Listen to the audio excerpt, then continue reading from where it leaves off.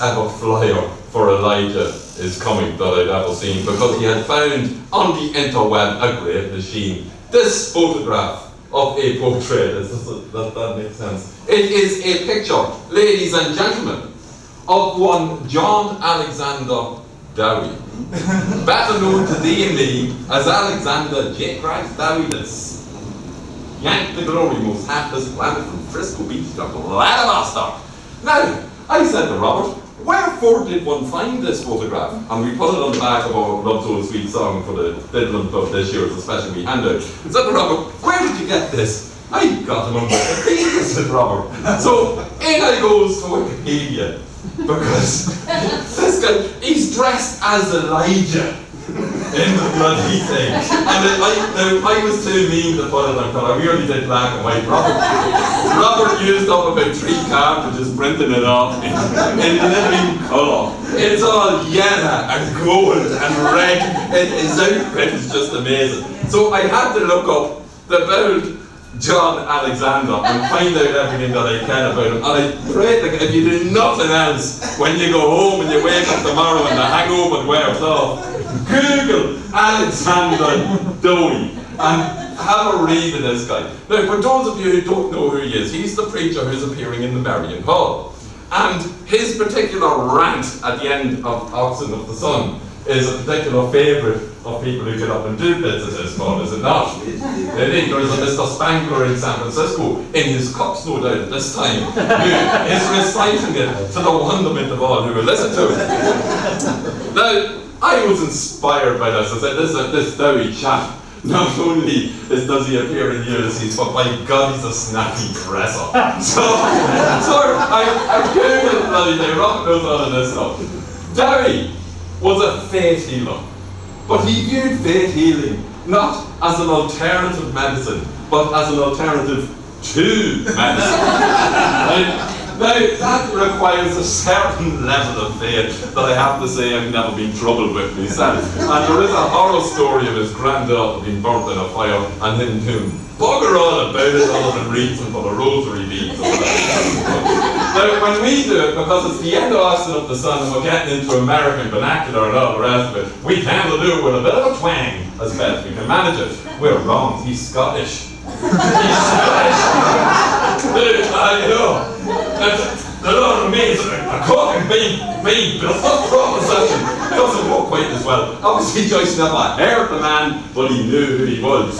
Dowie founded his own city. Now, this is not a man with small ambitions. He founded his own city. The city of Zion, it's still bloody there. North of Chicago. I'm going to found a city, I'll go somewhere warm. No, North Chicago. Right, North Chicago, he sets up this city. Who's the mayor? Who's got all the money? Who runs the shop? John Alexander Dowie. Nobody messes with Elijah. Right? So he sets this thing up with people who don't bother paying PHI because they've got a copy of the Bible. Right? And then the money that they save, they give it all to him and he runs the tune. And everything seems to be going rather swimmingly. He travels the world, including Dublin, on June 16, 1904, to spread the word of his healing powers and all the rest of it. Now, there's only one thing, apparently, that Mr. Dowie hated more than the doctors, because he barred the doctors. He absolutely barred the doctors. But there's only one thing that he hated most of that: the Muslims. He had no time for the Muslims at all. Very poor opinion the man had of the Muslims. But somebody drew to his attention, after he announced that he wasn't just preaching and healing and all the rest of it, but he was in fact Isaiah, or Elijah. Got the prophets mixed up. Right, he announced to the world that not only was he preaching, but he was actually the reincarnation of Elijah.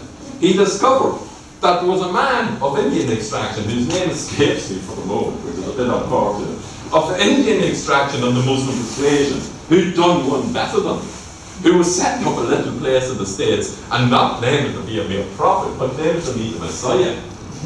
Now, up with this, Mr. Dowie would not push, so he duly, in the print with his newspaper that he sent all over the world, Julie put out a challenge saying, "My God is better than your God, and we will take you on and we will pray for the downfall of this man who dares to claim to be the Messiah, and not only that, but he's a bloody Muslim." Right? He put out this claim. This came to the other guy's attention. They said, "Who can play that game, boy?" And they started a prayer duel.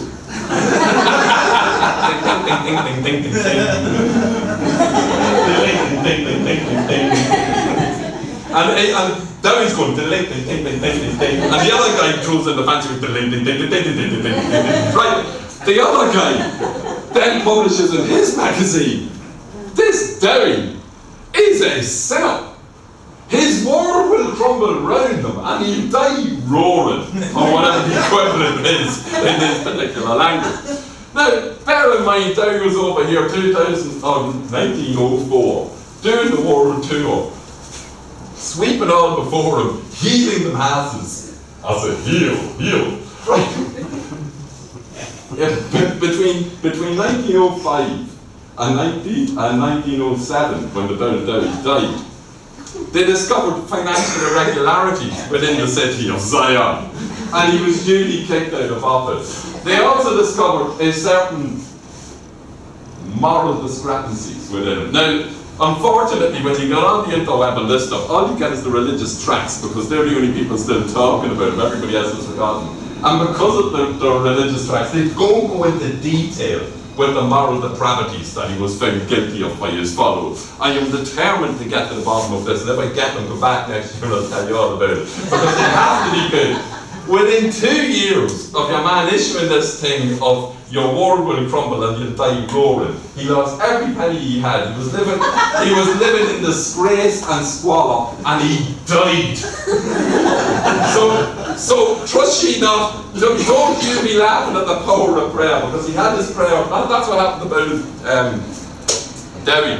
Anyway, inspired by that, I did what your literary types, I assume, to be sitting in a room at this hour tonight. You're inspired by literature the same way as I am. So, becoming interested afresh in Dowie, I went looking for inspiration about great preachers, where any of you would go, which is to the second worst poet who ever lived, who wrote a wonderful address to the Reverend George Gilfanion.